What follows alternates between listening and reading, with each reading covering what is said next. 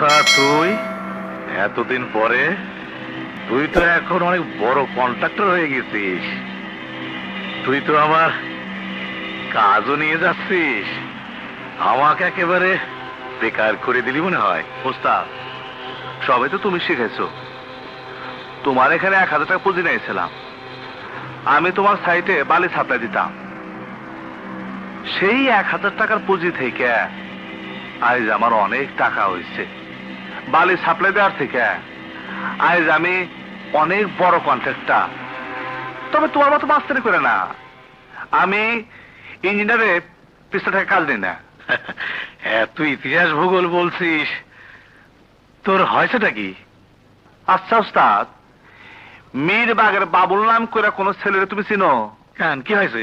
তোমার লোক। হয়, ও খুব সিরিয়াস সওয়াল। কিছু করেছে নাকি? আমার মীরবাগ সাইডের কাজটা বন্ধ করে দিছে। কি জন্য? চান্দা চাইছে 5 লাখ। কোনো গন্ডগোল করিসনি তো? কেন? না, ও খুব সিরিয়াস সওয়াল।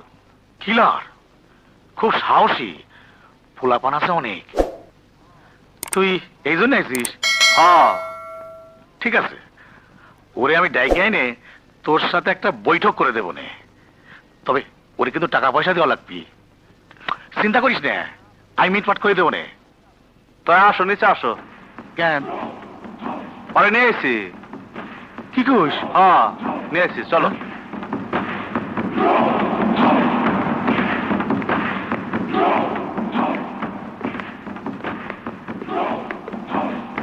উস্তাদ, ও তো তোমার লোক। আমার কাজটা একদিন বন্ধ হয়েছে। ম্যানেজার। জি স্যার। কাজ বন্ধ হওয়াতে আমার কত টাকা ক্ষতি হয়েছে?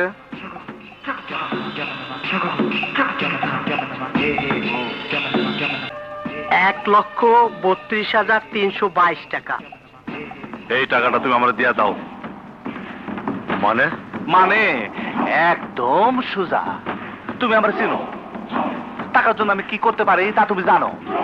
1 টাকার জন্য আমি ছোটবেলায় একবার ধরেছিলাম। ওরে বাপ রে বাপ! টাকা দাও, টাকা দাও!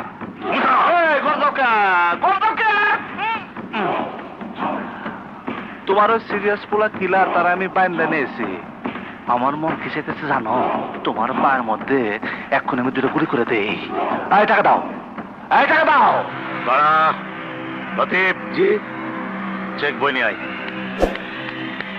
এই তো পাঠাইছো। আরে খুলে দে, আরে খুলে দে!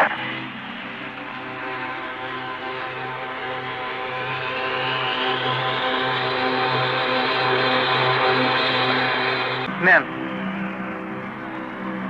তাড়াতাড়ি করো।